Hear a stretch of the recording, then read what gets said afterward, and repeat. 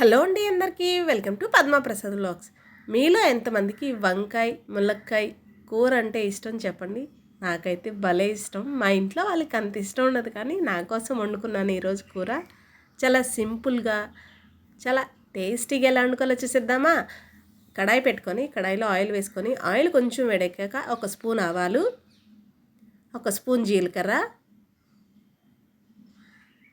ఇప్పుడే తుంచుకొచ్చానండి, లేత చిగుళ్ళతో సహా కట్ చేసి వేసుకున్న కరివేపాకు, 3 పచ్చిమిర్చి ముక్కల కింద కట్ చేసి వేసుకున్నాను.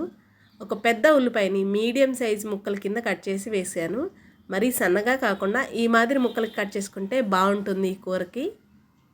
చక్కగా ఉల్లిపాయలు ఒక 2 నిమిషాలు పచ్చి వాసన పోయేదాకా మగ్గపెట్టుకున్నాం. చూడండి సరిపోతుంది. ఉల్లిపాయ రంగు మారింది కదా. ఇప్పుడు దీంట్లోనే మనం ములక్కాయ ముక్కలు వేసుకుందాము. నేను ములక్కాయల్ని జస్ట్ వాష్ చేసి ముక్కల కింద కట్ చేసి వేసేస్తాను అండి. చాలామంది పైన ఉన్న పీల్ తీసేస్తారు. అలా కాకుండా ఇలా ఒకసారి ట్రై చేయండి, చాలా బాగుంటుంది ఆ టేస్ట్ కూడా.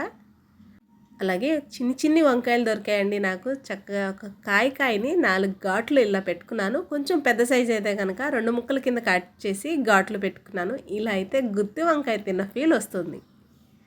కట్ చేసి వేసుకున్న వంకాయలు కూడా మనం కడాయిలో వేసేసుకొని ములక్కాయ ఉల్లిపాయ వంకాయ కొంచెం అంటే కొంచెం మగ్గేదాకా కలుపుకొని మగ్గపెట్టుకుందాం.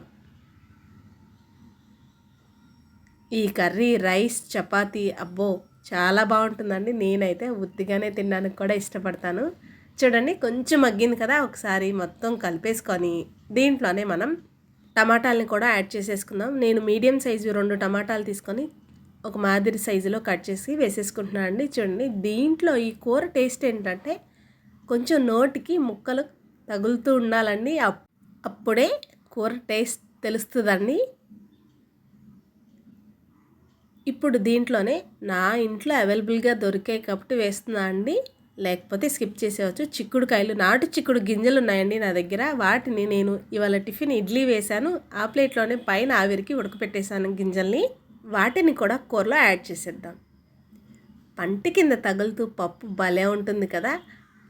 చిక్కుడు గింజలు లేవు మరి మాకు కూడా పప్పులు వేసుకోవాలి అనుకున్న వాళ్ళు గ్రీన్ బఠానీ లేదా మనకి నార్మల్గా బఠానీలు దొరుకుతాయి కదా, ముందుగా నానబెట్టుకున్నవైనా వేసుకోవచ్చు. ఇప్పుడు కూర మొత్తం ఒకసారి కలిపేసాం కదా. ఇప్పుడు దీంట్లోనే ఒక 1/2 టీ స్పూన్ దాకా పసుపు వేసుకుందాం. అలాగే రుచికి సరిపడా ఉప్పు కూడా వేసేసుకుందాం. ఇప్పుడు కారం మీ స్పైసీకి తగ్గట్టు వేసుకోండి. నేను పచ్చిమిర్చి వేసాను కాబట్టి చూసి వేసుకుంటున్నాను. నాకు 1.5 స్పూన్ దాకా కారం పట్టింది. ఇప్పుడు ఇంకా జాగ్రత్తగా కలుపుకోవాలండి. ఓకే, హడావిడిగా కాకుండా వంకాయ కొంచెం మగ్గి ఉంటుంది కదా, చెదురైపోతుంది. మనం అప్పుడు తినేటప్పుడు గుత్తి వంకాయ తిన్న ఫీల్ రాదు. అందుకని నిదానంగా కూర మొత్తాన్ని కూడా ఒకసారి కలిపేసుకుందాం. చూడండి కూర మొత్తం కలిపేసాం కదా. ఇప్పుడు దీంట్లోనే అరగ్లాస్ అండి, బుడ్డిది అరగ్లాస్ వాటర్ పోసుకుంటున్నాను నేను మీకు చూపిస్తున్నాను. చూడండి కొన్ని వాటర్ పోసానంతే. చాలా లో టు మీడియం ఫ్లేమ్లో పెట్టుకొని ఒక 5 నిమిషాలు వదిలేసామా, నీరు శాతం పైకి తేలి చూడండి కూర ఎంత బాగా ఉడుకుతుందో. ఆహా రెడీ. మీకు గమనిస్తే కాయగా వంకాయ భలే కనిపిస్తుంది కదా, యమ్మీగా. చూడండి ఈ ముక్కను అలా తీసుకొని తింటూ ఉంటే ఆహా ఎంత బాగుంటుందో కదండి. ఇప్పుడు దీంట్లోనే ఒక స్పూన్ దాకా ధనియాల పొడి వేసుకుందాం. ధనియాల పొడి వేస్తే కూర మంచి టేస్ట్ వస్తుందండి. ఇప్పుడు మూత పెట్టి ఒక్క 2 నిమిషాలు అలా వదిలేస్తే కనుక మన కమ్మని కూర రెడీ అండి. సింపుల్గా ఎంత టేస్టీగా ఎలా చేసేసుకున్నామో కదా. చూడండి చక్కగా కూర రెడీ అయిపోయింది, గ్రేవీగా. ఒకసారి మొత్తాన్ని కలిపేసేసి ఇంకా స్టవ్ ఆపేసుకుందామండి. కూర అయిపోయింది.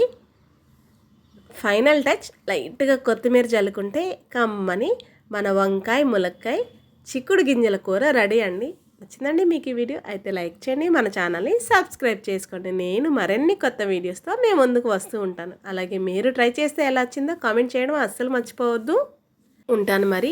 వేడి అన్నంలో అంత కూర వేసుకొని ఆ వంకాయ ముక్కని అలా కొరుక్కు తింటే ఆహా ఇంకా నోట్లో మాటలుండవండి. నేనైతే ఆ ముద్ద అన్నం తినేస్తాను.